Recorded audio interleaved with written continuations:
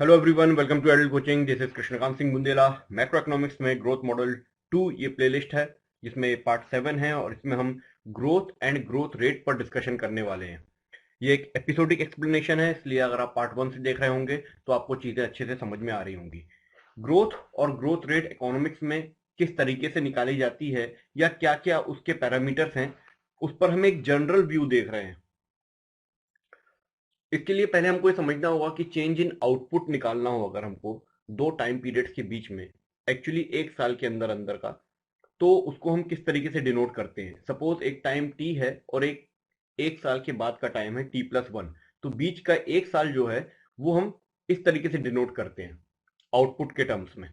यानी output t+1 का और आउटपुट टी का माइनस करते हैं और इसको डिनोट करते हैं हम डेल वाई से। इसके अलावा एक हम यूज करेंगे वाई डॉट। वाई डॉट क्या होता है? Rate of change of output. मतलब आउटपुट किस स्पीड से चेंज हो रहा है, किस तरीके से हो रहा है, ये तो केवल चेंज है और ये rate of change of output है। तो डेल वाई इक्वल टू क्या हुआ? Y t+1 minus Y T. ये हम डिस्क्रीट टाइम कहलाता है।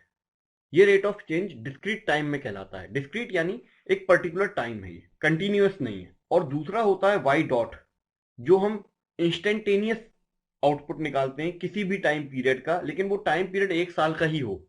ऐसा नहीं है कि आप एक दिन का आउटपुट निकाल रहे हो, ऐसा नहीं। आउटपुट हम निकाल रहे हैं एक पर्टिकुलर टाइम पीरियड का, एक साल का, लेकिन वो एक साल कौन सा है, कौन से 12 महीना है, ये डिसाइड नहीं होता इसमें। इसमें इसको हम कहते हैं rate of change continuous time के बेसिस पर। यानी वाई डॉट और डेल वाई में कोई अंतर नहीं है, दोनों एक एक साल के हैं, मगर ये डेल वाई आपको पता है किस किस साल के बीच में निकाल रहे हैं और ये वाई डॉट आपको पता नहीं किस किस साल के बीच में निकाल रहे हैं। जैसे 10 साल का पीरियड ले लिया हमने और हर साल का हमको ग्रोथ निकालनी है या आउटपुट निकालना है, तो हमको पता है 98 से 99 या 99 से 2000 क्या क्या आउटपुट हुआ। लेकिन जब हम पूरे 10 साल में कहीं से भी एक हमको एक साल का निकालना हो तो dy/dt कर देंगे उस आउटपुट का। जो हमारा टोटल आउटपुट 10 साल का होगा उसमें dy/dt कर देंगे, तो कंटिन्यूअस टाइम में वो चेंज आ जाएगा।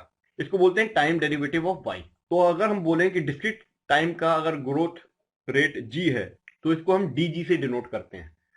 तो ग्रोथ अगर हमको पता करनी हो तो हमको चेंज देखना पड़ेगा आउटपुट में, और जिस बेस ईयर का हमने आउटपुट पहले लिया था उसको नीचे लिख देंगे। तो इस तरीके से डेल वाई अपॉन वाई आ जाता है। इसी प्रकार जब हम कंटिन्यूस फॉर्म का ग्रोथ देखेंगे तो वाई डॉट अपॉन वाई करना पड़ेगा, यानी D Y by D T upon Y. ये हो जाएगा कंटिन्यूस फॉर्म का ग्रोथ रेट। इसका एक एग्जांपल लेते हैं कि सपोज ये है टाइम पीरियड 10 साल का। इसमें एक पर्टिकुलर साल का जब आप निकालेंगे तो उसको बोलते हैं डेल वाई, जब पर्टिकुलर साल का आउटपुट निकालते हैं। लेकिन आप इन पूरे 10 सालों में से कहीं का भी अगर आपको निकालना हो, लेकिन वो भी एक साल ही रहेगा, तो उसको हम D Y by D T बोलेंगे। ये छोटा सा हिस्सा है उन 10 सालों का, लेकिन हमको पता नहीं है कौन सा है, इंस्टेंटेनियस है कोई भी, और ये पर्टिकुलर रहता है। इसका एक एग्जांपल लेते हैं, लाइफ एग्जांपल है ये। चाइनीज का जो जीडीपी था 1988 में और 1998 में, वो लॉन्ग एवरेज मेथड से निकाला गया 1/10 into y98 minus y88 upon y88 into 100। तो ये एक एवरेज ग्रोथ रेट आ गया 7.16%। 1/10 क्यों लिया? क्योंकि 10 साल है, और ये y98 यानी अभी का और y88 यानी 10 साल पहले का, और y88 से डिवाइड कर दिया इसको। ये सब आउटपुट है उस साल के, और 100 से मल्टीप्लाई करके 7.16% पर एनम आ गया। दूसरा मेथड ये होगा ग्रोथ निकालने का कि आप हर साल का ग्रोथ रेट निकालिए और सबका बाद में एवरेज ले लीजिए, तो ये आया 5.7% उसी डेटा का। तीसरा मेथड ये था कि आप एनुअल कंपाउंड ग्रोथ रेट निकालिए। एक फॉर्मूला होता है उसका, एनुअल परसेंटेज ग्रोथ रेट का, कि हम एक्सपोनेंट ले लेते हैं 1/10 log y98 upon y88 minus 1.100। ये एक फॉर्मूला है, ये कैसे आता है मैं अभी बताऊंगा आपको। इसका जब वैल्यूएशन किया गया तो इसमें 5.6% पर एनम आया, यानी 5.7 5.6 बहुत क्लोज आई। मगर ये जो एवरेज ग्रोथ रेट है ये 7.16 आया, ये बहुत ही गलत आया। इसलिए ये long average method is not good for finding growth rate. ये जो कंपैरिजन है एनुअल ग्रोथ रेट का या कंपाउंड ग्रोथ रेट का, यहां पर हम एनुअल ग्रोथ रेट निकाल रहे थे सेकंड वाले पॉइंट में, और यहाँ कंपाउंड ग्रोथ रेट निकाल रहे हैं। ये वैसे ही है जैसे हम सिंपल इंटरेस्ट या कंपाउंड इंटरेस्ट निकालते हैं। सिंपल इंटरेस्ट हर साल का निकालना पड़ता है और कंपाउंड हम सारे सालों का एक साथ निकाल लेते हैं, होता है ना। अगर हमको सिंपल इंटरेस्ट निकालना है तो वो भी कई साल का निकल जाता है, लेकिन जब हम सिंपल इंटरेस्ट को कंपाउंड करते हैं हर साल का, दो मेथड्स होते हैं ना, एक तो बच्चों टाइप हमको सिखाया जाता है स्टार्टिंग में कि पहले हम सिंपल इंटरेस्ट निकालें, फिर उसको हम प्रिंसिपल में जोड़ें, उसको अमाउंट बनाएं, उसके बाद अगले साल का वो प्रिंसिपल कहलाएगा, फिर हम उससे फिर से निकालें सिंपल इंटरेस्ट। तो ये कंपाउंड होता जा रहा है, एक तो ये तरीका है। दूसरा, हम उसको एक फॉर्मूले में डाल के कंपाउंड इंटरेस्ट निकाल लेते थे। तो ये उसी तरीके से एक फॉर्मूला है, इससे हम एनुअल कंपाउंड ग्रोथ रेट निकाल सकते हैं। ये सब कैसे होता है ये देखते हैं। पहले तो हम ये देखते हैं कि ग्रोथ रेट्स, एक्सपोनेंशियल और लॉग फंक्शन किस तरीके से यूज होते हैं ग्रोथ में। अगर हमको ये देखना है कि जीडीपी एक डिस्क्रीट टाइम में निकालना है, एक पर्टिकुलर टाइम में निकालना है, जो हमने डीजी से डिनोट कर दिया, और कंटिन्यूस टाइम वाले को हमने सीजी से डिनोट कर दिया, तो ये दोनों सेम हो सकते हैं। कब? जब समय छोटा हो। अगर हमने मान लीजिए एक साल का ही लेना है तो दोनों बराबर हो गए, क्योंकि एक साल का डीजी भी होता है, एक साल का सीजी भी होता है।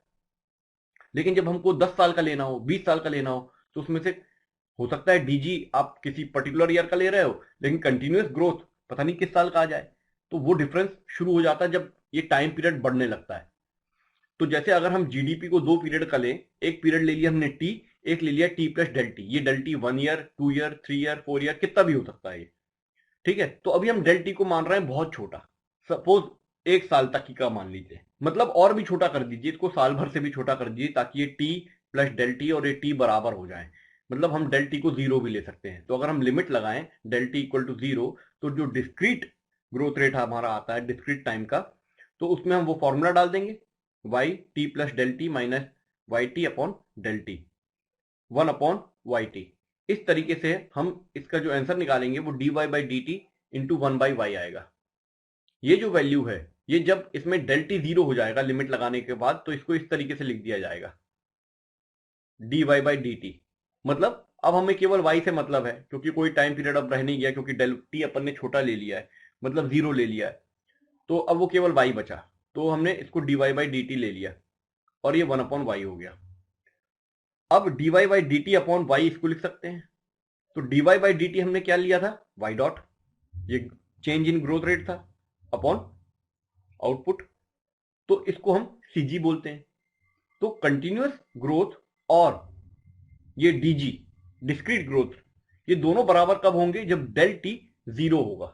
यानी टाइम लिमिट जितनी छोटी हो जाएगी उतना इन दोनों का डिफरेंस भी कम हो जाएगा। ये दोनों बराबर कब आएंगे, जब टाइम दोनों के बीच का जो गैप है वो जीरो हो। यानी उसी साल का निकाल रहे हैं तब दोनों बराबर आएंगे, जैसे जैसे साल बढ़ते आएंगे वैसे वैसे इनमें डिफरेंस बढ़ता जाएगा। इसलिए हमारा वो जो चाइनीज वाला एग्जांपल था उसमें ये दोनों लगभग बराबर आए थे। अगर सीजी 0.02 आया है तो इसका मतलब ये है कि ग्रोथ रेट जीडीपी का इस पीरियड में करीब 2% रहा। अब हमको पता है सीजी यानी continuous growth Y dot upon Y होता है, यानी D Y by D T upon Y. इसको हम लिख सकते हैं D log Y by D T. कैसे? अब हम इसको लॉग में कन्वर्ट कर रहे हैं, क्यों कर रहे हैं वो भी बताता हूं मैं। देखिए D log Y by D T को हमने ऊपर नीचे और डी वाई से इंटू कर दिया, और जब हम D Y of log Y करते हैं तो उसका आंसर आता है 1/y, और ये D Y by D T ऐसे लिख देंगे, है ना। जब हम डिफ्रेंशिएट करते हैं किसी भी लॉग फंक्शन का तो 1 वो फंक्शन आ जाता है, तो D Y by D T upon Y आ गया, यानी कि सी जी आ गया। तो इकोनॉमिस्ट इसको इसलिए लेते थे क्योंकि आउटपुट एक्सपोनेंशियली भी ग्रो करता है, तब लॉग फंक्शन बहुत काम आता है जब एक्सपोनेंट में कोई चीज होती है, क्योंकि एक्सपोनेंट और लॉग दोनों एक दूसरे के करीब करीब इनवर्स होते हैं। कैसे होते हैं मैं बताता हूं। वहीं से अगर हम लें, तो अगर मान लेते हैं हम कि y0 हमारा इनिशियल आउटपुट है, और अभी t टाइम के बाद हमारा जो आउटपुट आएगा वो है yt, उसको हम इस तरीके से डिनोट करेंगे एक्सपोनेंट में, y0 exponent cg dot T. लेकिन ये है डिस्क्रीट टाइम का ही, ये अभी कंटिन्यूस टाइम का नहीं है। तो इसको जब हम लॉग लेंगे दोनों तरफ, तो देखिए एक्सपोनेंट का लॉग जब लेते हैं तो वही नंबर आ जाता है, सी जी टी आ गया, और y0 का लॉग किया तो लॉग y0 आ गया, और यहां लॉग yt लिख दिया गया, और बीच में प्लस तो हो ही जाता है लॉग में, आपको इतना पता होगा। तो ये क्या आएगा, इसको अगर हमने डिफरेंशिएट कर दिया तो क्या होगा, D by D T of log Y T, D by D T of log y0 plus C G. अब यहाँ y0 तो कांस्टेंट है, तो इसका डिफरेंशिएट 0 आ जाएगा, क्योंकि ये t के रिस्पेक्ट में नहीं है, t के रिस्पेक्ट में केवल ये है D by D T of log Y T, इस टाइम के लिए ये है, मगर ये कांस्टेंट कहलाएगा तो ये 0 हो जाएगा, यानी ये इक्वल टू सी जी के हो जाएगा। D by D T of log Y T किसके बराबर हो गया? सी जी के बराबर हो गया। यानी कि एक तरीके से वो एक्सपोनेंशियल फंक्शन कंटिन्यूअस ग्रोथ के बराबर हो गया। कब? जब हमने लॉग लगा दिया। तो इस तरीके से हम डिस्क्रीट से लॉग की तरफ भी जा सकते हैं। दूसरा एक और इंपॉर्टेंट बात है, जब हम कॉब डॉगलस फंक्शन करते हैं तो इसके एक्सपोनेंट में होते हैं अल्फा और 1 माइनस अल्फा। यहां लॉग फंक्शन बहुत काम आता है। अगर हमने इसको लॉग कर दिया और डिफरेंशिएट कर दिया तो इस तरीके का इक्वेशन बनेगा। तो ये C G equal to Y dot upon Y, यानी कि D by D T of log Y क्या हो जाएगा? अल्फा, ये के डॉट अपॉन के क्या कहलाएगा? रेट ऑफ कैपिटल ग्रोथ या rate of growth of capital, और ये rate of growth of labour या वर्कर। और 1 माइनस अल्फा और अल्फा क्या होते हैं, ये तो आप लोग को पता होगा, इलास्टिसिटीज हैं जो इनका कंट्रीब्यूशन है ग्रोथ में। दूसरी चीज इसका इस्तेमाल कहां होता है? जब हम दो वेरिएबल्स लेते हैं। जब दो वेरिएबल लेंगे और उनका रेशियो होगा तो इस तरीके का फॉर्मूला बनता है। अगर ग्रोथ निकालनी है दो वेरिएबल्स का तो जी एक्स माइनस जी वाई हो जाता है। कैसे? सपोज हमारे एग्जाम्पल में हम लेते हैं आउटपुट लेबर का रेशियो, ये किसके बराबर होगा? Growth rate of output minus growth rate of labour. यानी कि अगर हमको आउटपुट पर वर्कर निकालना है ग्रोथ रेट का, तो हमको ये देखना पड़ेगा कि हमारी आउटपुट की ग्रोथ रेट क्या है और लेबर की क्या है, और उसको माइनस करेंगे तो ये आएगा। यानी इस तरीके का फॉर्मूला अगर हमने लिखा, लॉग वाई अपॉन एल क्या हो जाएगा? Log Y minus log L. ठीक है, लॉग लगा दिया अपन ने दोनों तरफ, इसको डिफ्रेंशिएट कर दिया इस तरीके से। इसके बाद D by D T of log Y by L क्या हो जाएगा? G Y by L, growth का फॉर्मूला है ये, इक्वल टू ये हो जाएगा ग्रोथ रेट ऑफ वाई, ये ग्रोथ रेट ऑफ एल। इस तरीके से हम किसी भी रेशियो का ग्रोथ निकालना हो तो ये फॉर्मूला बनता है। और ऐसे ही अगर ये वेरिएबल्स मल्टीप्लाई में दिए हों कहीं पर तो उसका फंक्शन ये बनता है जी एक्स प्लस जी वाई। अब आते हैं कि ग्रोथ थ्योरी में हमने क्या डेफिनेशंस की हैं। C G equal to Y dot upon Y equal to D Y by D T upon Y, ये किया हमने।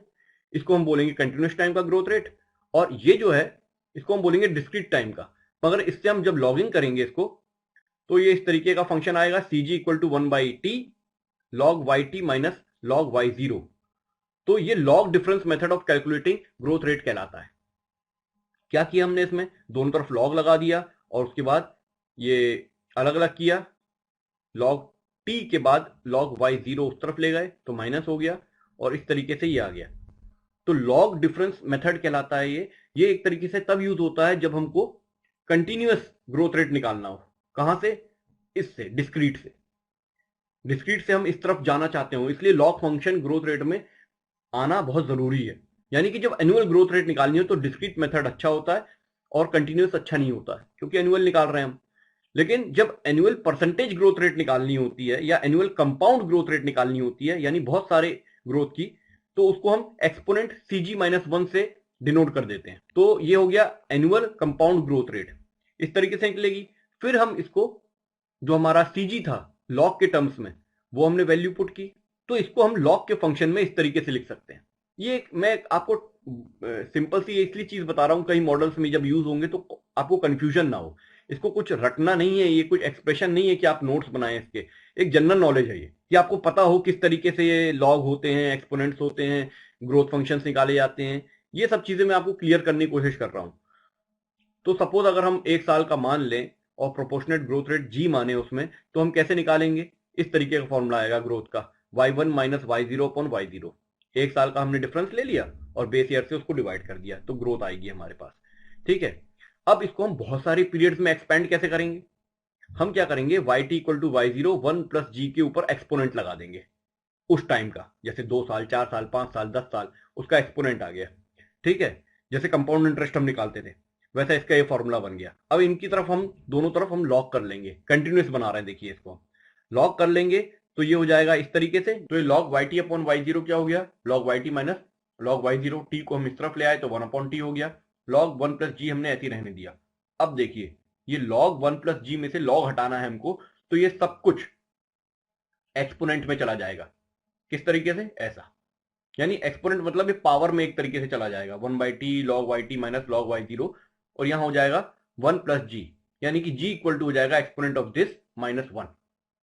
ये एक एक्सप्रेशन है ग्रोथ का निकालने के लिए, एक्सपोनेंट सी जी माइनस 1।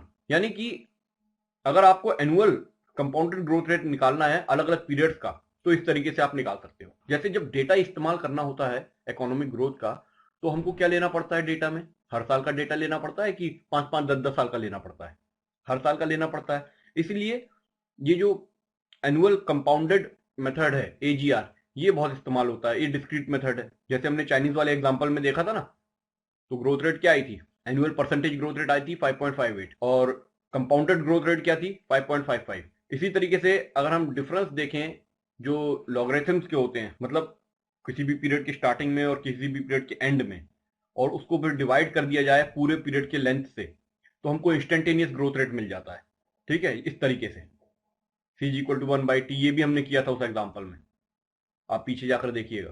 तो हमको इंस्टेंटेनियस निकालना हो तो हम लॉग फंक्शन का इस्तेमाल कर लेते हैं, डिस्क्रीट निकालना हो तो हम उस तरीके से कंपाउंड वाला जो फॉर्मूला है वो इस्तेमाल कर लेते हैं, और इसको जब 100 से मल्टीप्लाई करेंगे तो परसेंटेज भी आ जाएगा।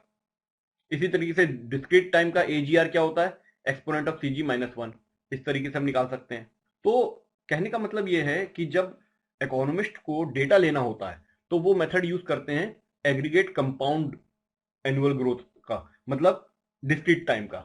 लेकिन जब उनको ग्रोथ थ्योरी पर काम करना होता है तो वो फिर कंटिन्यूअस टाइम को यूज करने लगते हैं। तो ये बेसिक चीज थी, ये आपको पता होना चाहिए, इसलिए मैंने इस पर वीडियो बना दिया। That's it, thank you.